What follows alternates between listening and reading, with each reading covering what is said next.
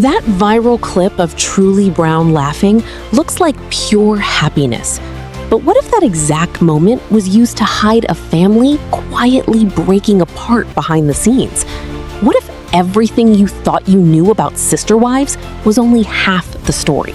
Hit subscribe right now because we go deeper than the edit and expose what really happened behind the cameras. You have probably seen that clip before. Even if you do not remember where you saw it, you remember how it felt. A little girl laughing freely, completely unfiltered. The kind of laugh that feels real in a way nothing else on television ever does. That little girl is Truey Brown. And that moment was not just a moment, it was a tool. It was used again and again in promos, in recaps, in those emotional montages that make everything seem warm and stable and safe.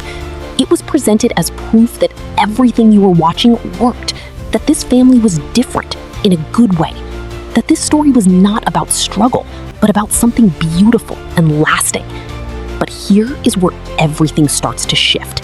Because while that clip was being shown to millions of people, something else was happening at the exact same time. Something that completely changes how you see that moment forever. Behind the scenes, away from the cameras that were carefully framing the narrative, Truey Brown was already reaching her limit. She was already telling producers in private conversations that she could not continue, that the marriage was breaking, that the foundation was no longer there. So what you were watching as a viewer was not a simple happy moment. It was a carefully selected distraction placed right in front of a much more complicated reality. And once you understand that, you start to question everything else. You start to realize that what you were shown was never the full story. It was a version of the story, shaped to make you feel a certain way. And that is where the deeper layer begins. Because this show was never just about documenting a family. It was about presenting an idea, an argument that needed to be believed in order to work. And for that argument to succeed, it needed something powerful, something emotional, something that would connect instantly with an audience. And nothing does that faster than a child who appears happy.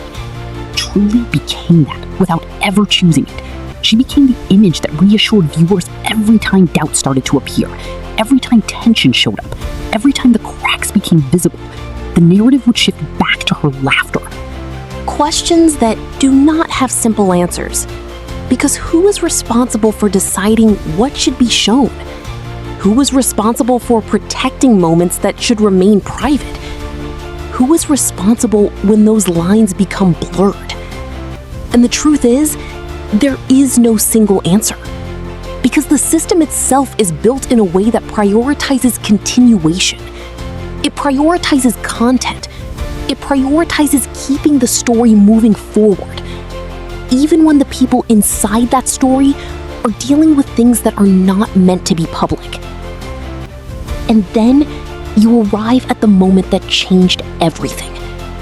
The point where the narrative could no longer hold together, where the truth became too visible to ignore, where Christine made the decision to step away. And the audience focused on that moment, analyzing it, discussing it, breaking it down from every possible angle. But even in that moment, there was something else happening, something quieter, something that did not receive the same level of attention because it was not framed as the central event. And that was Truey moving through those scenes, observing, feeling, processing, without being the focus of the conversation. And that is what makes it so significant. Because children do not need explanations to understand when something is wrong. They feel it in the atmosphere. They notice the changes in behavior. They sense the absence of what used to be there. And they carry that awareness in ways that are not always visible, but are always present. And when those experiences are captured and later presented as part of a larger story, they take on a different meaning. They become part of a narrative that was never fully theirs to control. And as time moves forward, a pattern begins to appear, one that becomes clearer with each passing year. The older children begin to step back. They begin to create distance between themselves and the version of their lives that was shared publicly. They find ways to define themselves outside of what was shown. And that pattern leads to an important question. What happens when Truly reaches that same point? What happens when she begins to look back at those moments with a different understanding? When she starts to see not just what was happening, but how it was presented?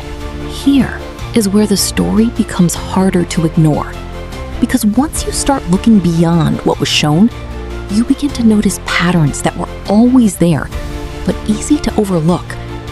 The kind of patterns that only become clear when you step back and connect moments across time, instead of seeing them as isolated scenes. And the first pattern is this. The distance did not appear suddenly. It grew slowly, almost quietly, until it became impossible to hide. There were small changes at first, the kind that could be explained away. A missed visit, a shorter conversation, a shift in tone that felt different, but not dramatic enough to question openly. And for a child, those small changes do not register as warning signs. They register as normal adjustments in a world they are still trying to understand. And that is how the foundation begins to move without anyone naming it directly. And as that distance continued to grow, the environment around Truly changed in ways that were subtle but significant. The energy in the room, the way conversations paused when certain topics came up, the way attention shifted depending on who was present. These are the kinds of things children absorb instinctively. They do not need to be explained. They are felt and stored and carried forward. And when those experiences are happening in a space where cameras are also present, something else begins to happen. Those moments are no longer just lived. They are observed. They are evaluated. They are shaped into something that fits within a larger narrative. And that process does not always align with the emotional reality of the people involved. Because what works for a story is not always what reflects the full truth of an experience. And this is where the tension deepens. Because the more the situation changed, the more important it became for the show to maintain a sense of continuity, to keep the audience engaged, to preserve the idea that everything was still functioning in some way. And that meant continuing to highlight moments that felt positive, moments that suggested connection, moments that could counterbalance the growing sense that something was not quite right. And once again, Truly became central to that effort. Her presence, her reactions, her ability to bring lightness into a scene made her an anchor point for the narrative, even as the reality around her was becoming more complex and more difficult to simplify. Evolution reached a point where it could no longer be contained within the existing narrative structure. Everything began to converge. The private conversations, the visible changes, the emotional undercurrents. They all led to a moment where the direction became clear, even if the full implications were not immediately addressed. And that moment did not just affect the adults involved. It affected everyone connected to that environment, especially those who were still in the process of understanding what those changes meant for their own sense of stability and belonging. And for Truly, that meant navigating a transition that was both personal and public at the same time. A shift that would shape her understanding of family relationships, trust, and identity, while also being observed and later interpreted by an audience that was only seeing part of the picture. And that dual reality is what makes this stage of the story so significant, because it highlights the difference between living an experience and watching it unfold as a narrative. Those two perspectives rarely align perfectly, and the gap between them is where much of the complexity exists. And as we move further into that space, the question becomes less about what was shown and more about what was felt, what was understood internally without being fully expressed, what was carried forward without being clearly defined, and how those internal experiences will shape the choices that come next. Because every person who grows up in a highly visible environment eventually reaches a point where they begin to define their own boundaries, their own sense of self, separate from the version that was presented to the world. And that process is not immediate.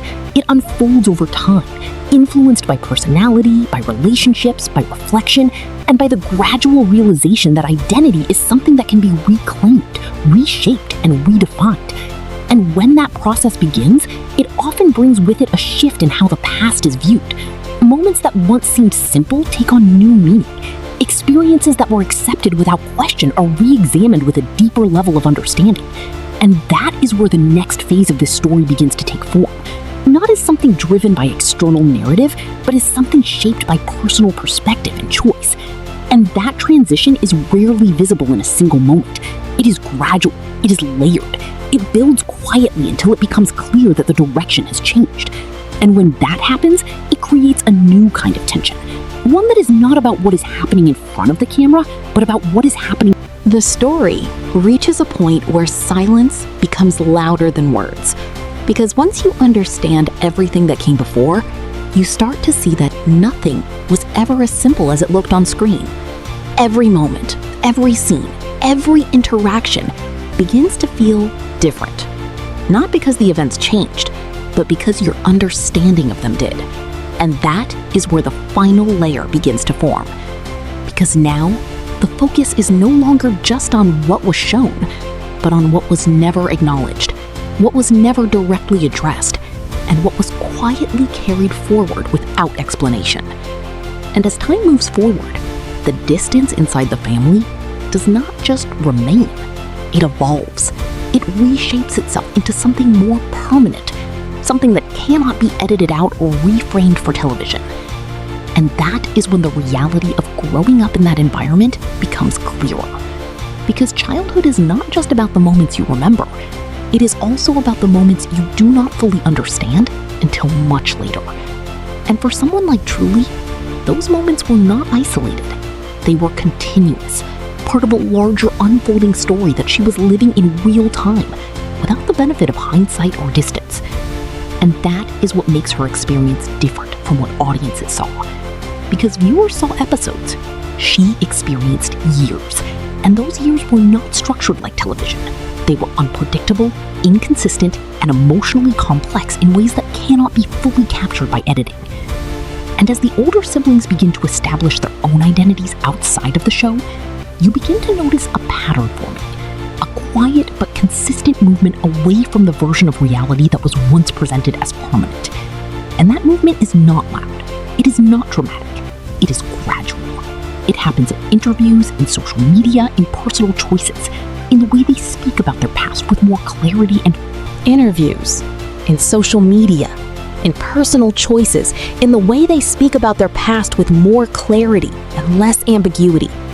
And that pattern creates a mirror effect, because it forces you to reconsider what you thought you understood about the entire story. And at the center of that reflection remains the youngest presence, the one who did not experience the earlier version of stability, the one who grew up during transition, during change, during emotional distance, becoming the new normal. And that is where the emotional weight of the story intensifies. Because when you remove the television framing, what remains is a child navigating complexity without context, while also being part of a narrative that is being shaped for an audience. And that dual existence creates a reality that is difficult to fully process, because it exists in two worlds at once, one internal and one external. And those two worlds do not always align. And as viewers begin to look back with more awareness, they start to notice the small details, the pauses, the expressions, the moments that once seemed ordinary, but now feel heavier with meaning. And that is when the perception of the entire series begins to shift. Because it is no longer just entertainment. It becomes a record of something real, something layered, something that carries implications beyond what was intended for broadcast.